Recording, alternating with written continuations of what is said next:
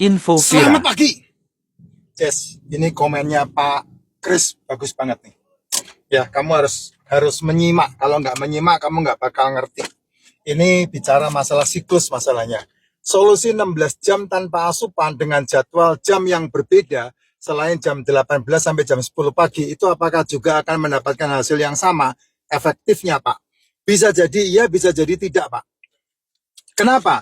Karena kan pemandangan saya berbeda dengan pemandangan banyak orang yang melakukan yang mereka seringkali menyebutnya IF, IF, IF, IF, IF itu. IF-nya saja sudah beda. IF mereka makan apa saja di jendela makan, minumnya boleh air putih, boleh kopi, boleh teh. Itu saja udah beda. Kalau saya tidak mengizinkan 18 jam tidak makan, itu minumnya harus racikan macin dan suplemen. Beda banget. Itu sebabnya kenapa banyak orang IF tepar, sehingga dia mengutuki IF, dan kemudian ketika saya melihat orang justru malah mengalami keajaiban. Kenapa? Karena selnya ternutrisi dengan minum racikan macin atau dengan suplemen, terutama untuk orang-orang yang sudah bermasalah dengan metabolik ya. Dia udah kena komplikasi, termasuk di dalamnya CA sekalipun, itu harus ada suplemen yang dia minum. Kalau enggak mah, racikan macin udah cukup, enggak ada masalah. Itu yang paling penting di situ. Itu aja udah beda.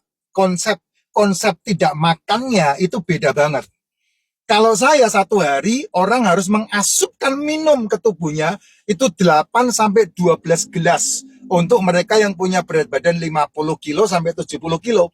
Kalau sudah di atas 70 kilo, dia harus minum sebanyak 15 gelas satu hari. Ketika dia tidak makan itu, dia harus tetap minum. Gimana itu? Kan beda. Beda dengan yang orang sebut IF itu. Gitu. Jadi tidak sama. Mereka menyebut IF, saya menyebutnya tidak makan. Tidak makan bukan berarti tidak minum. Minumnya harus yang menutrisi tubuh. Karena kalau tidak, kamu tidak akan kuat tidak makan 18 jam. Apalagi makanmu di jendela makan, tetap gula lagi, gula lagi, gula lagi. Kecenderungan orang ketika dia sudah tidak makan 16 jam, itu kecenderungan orang adalah makan semau-maunya dia. Beneran. IF masih ada nasi, IF masih ada sayur, IF masih ada yang berhubungan dengan buah, IF masih ada yang berhubungan dengan minuman-minuman manis. Kalau di saya tidak izinkan. Ya buah sama sayur sebisa mungkin disingkirkan. Karena itu termasuk karbo di dalamnya. Nah terus kebutuhan karbonya dari mana? Kan makronutrisinya karbo Pak. Betul. Kebutuhan karbonya sudah didapat ketika dia makan telur dimasak, ketika dia makan ikan dimasak, ketika dia makan seafood dimasak, ketika dia makan daging dimasak. Semua yang dimasak itu sudah ada unsur gulanya. Jadi kamu nggak perlu risau gitu ya. Nah, untuk membuka selesai tidak makan 18 jam itu di jam ke-17 atau jam ke-18 saya mesti sarankan telur.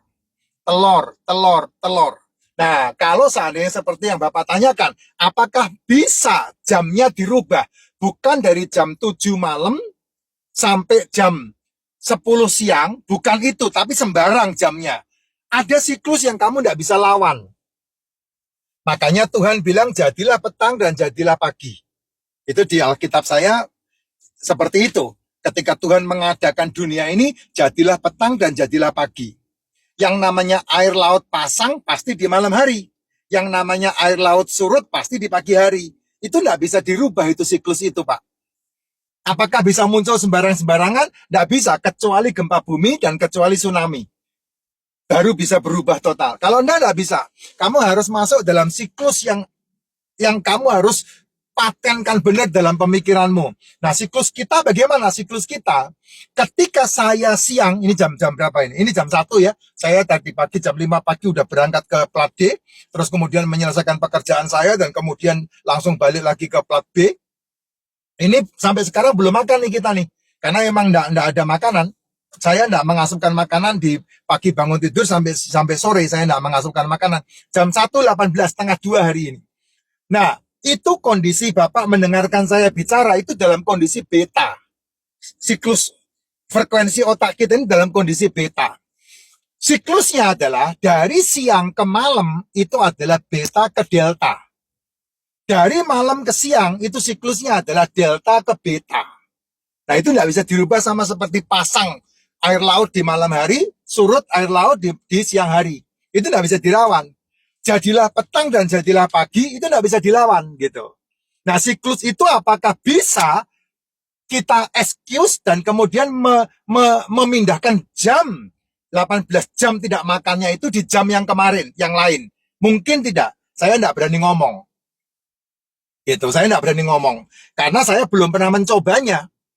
Karena yang saya coba 24 jam tidak makan, 48 jam tidak makan, 72 jam tidak makan. Selalu saya awali dari jam 6 sore.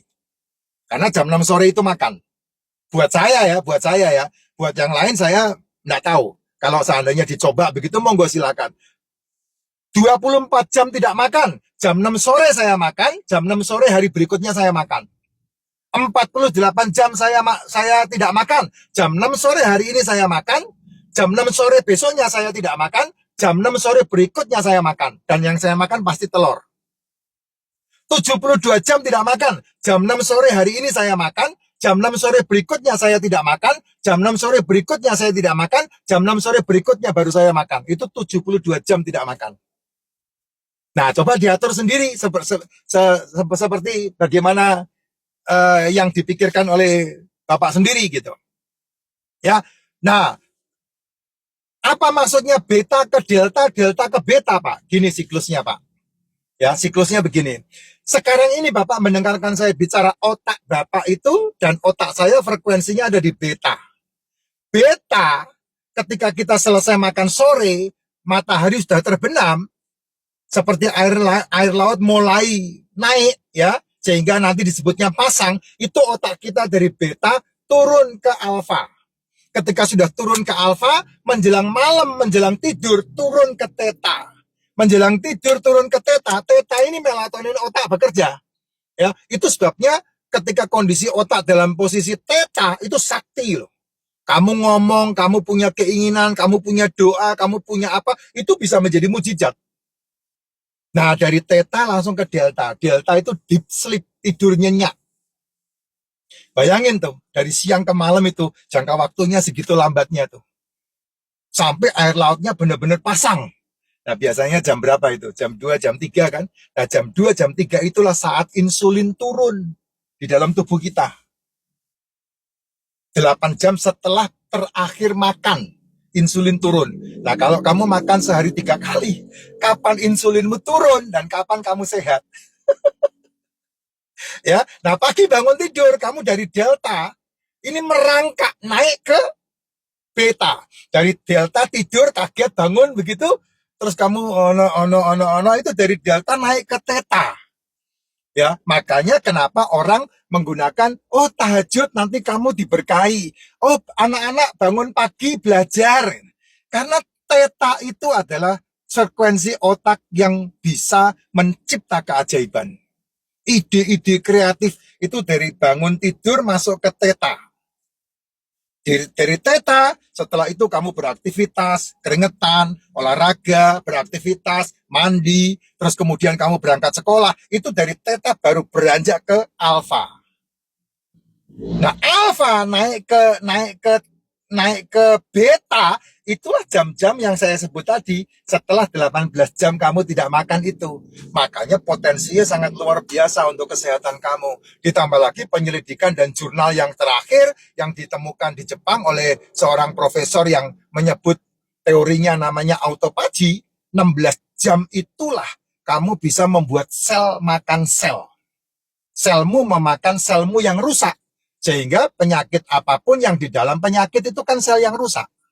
Makanan sel itu adalah sel yang rusak itu. Nah, kalau kamu nggak bisa melaparkan dirimu, maka sel yang rusak akan terus makan. Kamu yang menyebabkan penyakitmu nggak akan sembuh-sembuh, kan gitu. Nah, supaya penyakitmu sembuh, ya kamu harus melaparkan selmu untuk selmu memakan sel yang lain. Artinya sel yang kuat pasti akan memakan sel yang lemah, kan begitu. Gitu.